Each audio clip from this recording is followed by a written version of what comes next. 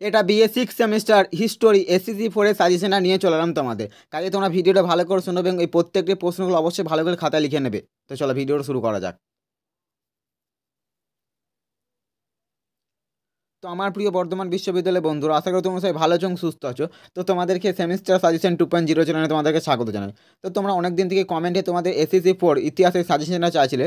তো তোমাদের কথা মতো আজকে আমি তোমাদের ইতিহাসের এসএসসি 4 এর সাজেশনটা দিয়ে দেবো এবং কোন প্রশ্নগুলো মোস্ট ইম্পর্টেন্ট সেগুলো তোমাদেরকে বলে দেবো এবং কোনগুলো একটু হালকা করে গেলে সেটা আমি তোমাদের বলে দেবো।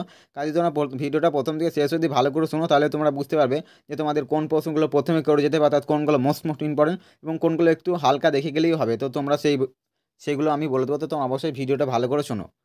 তো চলো ভিডিওটা শুরু করা যাক। ভিডিওটা শুরু করার আগে তোমাদের একটা গুরুত্বপূর্ণ কথা জানিয়ে দিই। আমি অলরেডি তোমাদের বাংলা, ইতিহাস, দর্শন, রাষ্ট্রবিজ্ঞান এই প্রত্যেকটা সাবজেক্টের সাজেশন দিয়েছি এবং কিছু উত্তরগুলো নিয়ে আলোচনা করে দিয়েছি।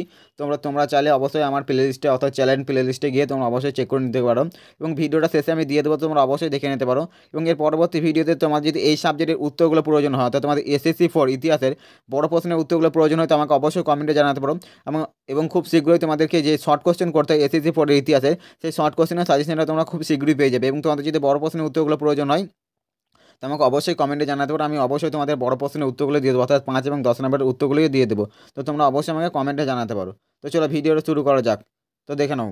তো দেখো, প্রথমে যে প্রশ্নগুলো আছে সেগুলো তোমাদের 5 নম্বরের প্রশ্ন। এটা তোমাদের ইতিহাসের প্রশ্নমান 5-এর। এটা টাইটেলটা জেনারেল। এটা এখানে তোমাদের এসএসসি পরে দুটো আছে, অর্থাৎ দুটো আছে। তোমাদের একটা অড আছে এবং একটা মেন। প্রথমে যেটা আছে সেটাই এই সাজেশনটা দিয়েছি এবং তোমাদের যে অড সাজেশনটাই প্রয়োজন হয়, অর্থাৎ 2 নম্বর সাজেশনটা যদি তোমাদের প্রয়োজন হয়, তোমাকে অবশ্যই কমেন্টে জানাতে পারো। আমি এটা তোমাদের প্রথমে যেটা আছে, অর্থাৎ art appreciation in understanding to Indian art, এই সাবজেক্টের সাজেশনটা তোমাদেরকে দিয়ে দেবো। এবং তোমাদের যদি অরালিটি অ্যান্ড কালচার যেটা আছে, তোমাদের 2 নম্বরে যেটা আছে, ওটা যদি তোমাদের সাজেশনটা প্রয়োজন হয়, তো আমাকে অবশ্যই কমেন্টে জানাতে পারো। আমি সেটারও সাজেশনটা নিয়ে চলে আসবো। তো দেখো, এইটা প্রথমে তোমাদের প্রশ্নমান 5-এর এগুলা দিয়েছি তোমাদের ইতিহাস এসএসসি 4-এর এবং বর্ধমান ইউনিভার্সিটির আন্ডারে। তোমরা যারা পড়াশোনা করছো তোমাদের এসএসসি 4-এর ইতিহাসের সাজেশনটা দেখো নাও। তো দেখে নাও, ভীমবেটকার গুহা চিত্রকলার উপর একটি সংক্ষিপ্ত টিকা লেখো। ভীমবেটকার গুহা চিত্রকলার উপর একটি সংক্ষিপ্ত টিকা লেখো। এই তোমাদের প্রথমে মোস্ট ইম্পর্টেন্ট একটা প্রশ্ন দিয়ে দিলাম। এবং 2 নম্বর প্রশ্ন দেখে নাও, মৌর্য যুগের দরবারি শিল্পকলার উপর একটি সংক্ষিপ্ত ধারণা দাও। মৌর্য যুগের দরবারি শিল্পকলার উপর একটি সংক্ষিপ্ত ধারণা দাও। এবং 3 নম্বর প্রশ্ন দেখে নাও, ভারতীয় গুহাচিত্র সম্পর্কে একটি টিকা লেখো। ভারতীয় গুহাচিত্র সম্পর্কে একটি টিকা লেখো। এবং 4 নম্বর দেখলাম, গান্ধার শিল্পকলার উপর সংক্ষিপ্ত আলোকপাত করো। গান্ধার শিল্পকলার উপর সংক্ষিপ্ত আলোকপাত করো। এবং 5 নম্বর দেখে নাও, পাল শিল্পকলা সম্পর্কে সংক্ষেপে আলোচনা করো। পাল শিল্পকলা সম্পর্কে সংক্ষেপে আলোচনা করো। এবং 6 নম্বর দেখে নাও, পল্লব আমলে দক্ষিণ ভারতের মন্দির স্থাপত্যের উপর একটি সংক্ষিপ্ত টিকা লেখো। পল্লব আমলে দক্ষিণ ভারতের মন্দির স্থাপত্যের উপর একটি সংক্ষিপ্ত টিকা লেখো। এই 6টা প্রশ্ন, প্রথমে যে 6টা প্রশ্ন দিচ্ছি, 6টা প্রশ্ন তোমাদের মোস্ট ইম্পর্টেন্ট। কাজে তোমরা প্রথমে এই 6টা প্রশ্ন করে নেবে। এই 6টা প্রশ্ন করলে এই 6টা থেকে তোমাদের আসার প্রবল চান্স আছে। অর্থাৎ তোমাদের এসএসসি 4-এর মোট 4টে প্রশ্ন থেকে তার মধ্যে 2টো প্রশ্নের উত্তর দিতে হয়। তোমরা যদি এই 6টা প্রশ্ন করে নিতে পারো, অবশ্যই তোমরা এখান থেকে 2টো প্রশ্ন কমন পেয়ে যাবে। তো তোমরা এই 6টা প্রশ্ন অবশ্যই ভালো করে নেবে। এবং এই 6টা যদি তোমাদের মনে হয় একটু কম হয়ে যাচ্ছে বা একটু রিস্ক হয়ে যাচ্ছে, তোমাদের জন্য আরও 2টো এক্সট্রা দিয়ে দিচ্ছি, তোমরা এই দুটোও করে নিতে পারো। তোমরা প্রথমে কিন্তু এই 6টা প্রশ্ন করে নেবে। এই 6টা প্রশ্ন মোস্ট ইম্পর্টেন্ট। এই 6টা প্রশ্ন তোমরা কেউ বাদ দেওয়ার চেষ্টা করবে না। এবং তোমাদের সুবিধাতে আমি আরও 2টো এক্সট্রা দিয়ে দিচ্ছি, তোমরা সেগুলোও করে নেবে। তাহলে তোমাদের আর রিস্কটা থাকবে না। তো তোমরা অবশ্যই এই দুটোও করে নেবে। তো দেখে নাও 7 নাম্বার এক্সট্রা দেখে নাও, 1 নাম্বার এক্সট্রা দেখে নাও। 7 নাম্বার, মুঘল যুগের ক্ষুদ্রাকৃতির চিত্রকর্ম সম্পর্কে একটি সংক্ষিপ্ত টিকা লেখো। মুঘল যুগের ক্ষুদ্রাকৃতির চিত্রকর্ম সম্পর্কে একটি সংক্ষিপ্ত টিকা লেখো। এবং শেষ এক্সট্রা প্রশ্ন দেখে নাও, অর্থাৎ 8 নাম্বার প্রশ্নটা দেখে নাও, সুলতানি আমলে বাংলার স্থাপত্য সম্পর্কে একটি ধারণা দাও।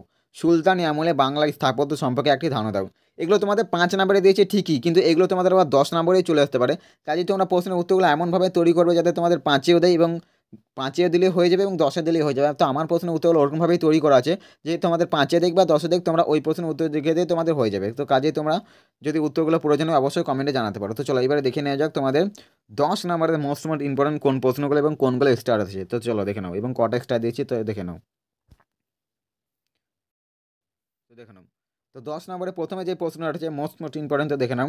এবং প্রথমের প্রশ্নগুলি কিন্তু মোস্ট ইম্পর্টেন্ট আমি প্রত্যেকটা ভিডিওতেই বলে থাকি। আমার সাজেশন তোমরা যারা রেগুলার দেখোছো, আমার সাজেশন তোমরা যারা রেগুলার ফলো করো, তোমরা নিশ্চয়ই জানবে যে আমি প্রথমের যে প্রশ্নগুলো থাকে সেগুলো ইম্পর্টেন্ট বলে দিই, সেগুলো মোস্ট ইম্পর্টেন্ট বলে দিই, এবং যেগুলো একটু কম করে যেতে সেগুলো আমি শেষের দিকেই দিয়ে থাকি। তো তোমরা সেগুলো নিশ্চয়ই জানিয়ে থাকবে, যে তোমরা যারা আমার রেগুলার ভিডিও দেখো তোমরা অবশ্যই নিশ্চয়ই জানবে।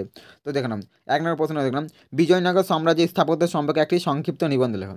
বিজয়নগর সাম্রাজ্যের স্থাপত্য সম্পর্কে একটি সংক্ষিপ্ত নিবন্ধ লেখো। একটি নিবন্ধ লেখো। এই প্রশ্নটা মোস্ট ইম্পর্টেন্ট। এবং 2 নম্বর দেখে নাও, চোল মন্দির স্থাপত্য বিষয়ে একটি রচনা লেখো। চোল মন্দির স্থাপত্য বিষয়ে একটি রচনা লেখো। এবং 3 নম্বর দেখে নাও, স্থাপত্য শিল্পে মুঘলদের অবদান কী। স্থাপত্য শিল্পে মুঘলদের অবদান কী। এবং 4 নম্বর প্রশ্ন দেখে নাও, আকবরের রাজত্বকালে নির্মিত মুঘলদের স্থাপত্যের উপর একটি আলোচনা করো। আকবরের রাজত্বকালে নির্মিত মুঘল স্থাপত্যের উপর আলোচনা করো। আকবরের রাজত্বকালে নির্মিত মুঘল স্থাপত্যের উপর আলোচনা করো। এই 4টে প্রশ্ন তোমাদের 10 নম্বরের জন্য মোস্ট ইম্পর্টেন্ট। কাজে তোমরা এই 4টে প্রশ্নের অবশ্যই ভালো করে উত্তরগুলো তৈরি করে নেবে। এবং তোমাদের 10 নম্বরে 2টো মাত্র এক্সট্রা দিয়েছি, তো এই 2টো এক্সট্রা তোমরা দেখে নাও। তো দেখে নাও 5 নম্বর প্রশ্ন দেখে নাও, আদি মধ্যযুগের উড়িষ্যার মন্দির স্থাপত্যের একটা সংক্ষিপ্ত বর্ণনা।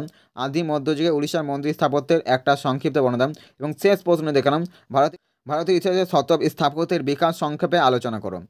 তো এই হয়ে গেল তোমাদের 10 নম্বরের মোট 6টা প্রশ্ন। তোমরা অবশ্যই 6টা প্রশ্ন করে নেওয়ার চেষ্টা করবে। এবং তোমরা যারা একটু কম খেটে যায়, অর্থাৎ তোমরা একটু কম পড়াশোনা করতে চাও, তো তোমরা অবশ্যই 4টে প্রশ্ন কিন্তু সবাই করে নেওয়ার চেষ্টা করবে। এবং তোমরা যারা ভাবছো যে একটু রিস্ক হয়ে যাচ্ছে, আরও 2টো প্রশ্ন এক্সট্রা দিলে ভালো হতো, তো তাদের সুবিধার্থে আমি আরও 2টো দিয়ে দিচ্ছি এক্সট্রা। তো তোমরা অবশ্যই এই প্রত্যেকটা প্রশ্নের উত্তরগুলো যদি ভালো করে তৈরি করে নিতে পারো, তোমরা অবশ্যই ভালো পরীক্ষা দিয়ে আসতে পারবে, এটা আমার গ্যারেন্টি রইল। এবং তোমরা অবশ্যই প্রত্যেকটা প্রশ্নের উত্তরগুলো করে নেওয়ার চেষ্টা করবে, অর্থাৎ এক্সট্রাগুলোও করে নিতে পারো, তো ওইগুলোই অনেক সময় দিয়ে দিতে পারো। তো তোমরা অবশ্যই প্রত্যেকটা করে নেওয়ার চেষ্টা করবে। তো তোমাদের মোস্ট ইম্পর্টেন্ট, অর্থাৎ 5 নম্বরে 8টা এবং 10 নম্বরে 6টা প্রশ্ন দিয়ে দিলাম। তোমাদের মোট 14টা প্রশ্ন দিয়ে দিলাম। এই 14টা প্রশ্নের উত্তর তোমরা অবশ্যই ভালো করে তৈরি করবে। এবং এই প্রশ্নের উত্তরগুলো যদি প্রয়োজন হয়, তো অবশ্যই আমাকে কমেন্ট করে জানাতে পারো, আমি অবশ্যই প্রথমে উত্তরগুলো নিয়ে আসার চেষ্টা করবো। এবং তোমাদের যে শর্ট কোশ্চেন করতে হয় সেই সাজেশনটা তো আমি দিয়ে দেবো, তোমরা কমেন্ট করো চাই না করো, তো তোমাদের শর্ট কোশ্চেনের সাজেশনে দিয়ে দেবো। তো তোমরা যদি বড় প্রশ্নের উত্তরগুলো চাও, তো তোমরা অবশ্যই কমেন্টে জানাতে পারো। তো চলো, এবং তোমরা যারা এখন পর্যন্ত তোমাদের মেন সাবজেক্ট বাংলা, ইতিহাস, দর্শন, রাষ্ট্রবিজ্ঞান এবং ইউটিউব তোমাদের রাষ্ট্রবিজ্ঞান এই প্রত্যেকের সাজেশন এবং উত্তরগুলো নিয়ে আলোচনা করার চেষ্টা করেছি আমার চ্যানেলে। তো তোমরা অবশ্যই চ্যানেলে ভিজিট করে প্লেলিস্টগুলো চেক করে নিতে পারো। তো তোমরা অবশ্যই ওখান থেকে কিছু প্রশ্নের উত্তর পেয়ে যাবে। তো চলো, আজকের ভিডিও এখানে শেষ করছি। তোমরা যারা এখনো পর্যন্ত চ্যানেলটা সাবস্ক্রাইব করে নিতে, অবশ্যই চ্যানেলটা সাবস্ক্রাইব করে পাশে থেকে বেল আইকনটা অবশ্যই প্রেস করে দিও, কারণ বর্তমান বিশ্ববিদ্যালয়ে বিভিন্ন প্রিভিয়াস ইয়ার কোশ্চেন সাজেশন এবং উত্তরগুলো নিয়ে আলোচনা করে থাকি। তো তোমরা অবশ্যই চ্যানেলটা সাবস্ক্রাইব করে নিতে পারো এবং ভিডিওটা অতি অবশ্যই একটা লাইক দিয়ে দেবে। তো ভিডিওটা যদি তোমার কোনো উপকার আসে, অবশ্যই একটা লাইক দিতে কিন্তু ভুলবে না। তো চলো, আজকের ভিডিও এখানে শেষ করছি। দেখা হচ্ছে পরবর্তী অন্য কোনো ভিডিওতে। এবং ভিডিওটা এতক্ষণ দেখার জন্য তোমাদেরকে অসংখ্য ধন্যবাদ। তো চলো, দেখা হচ্ছে পরবর্তী ভিডিওতে।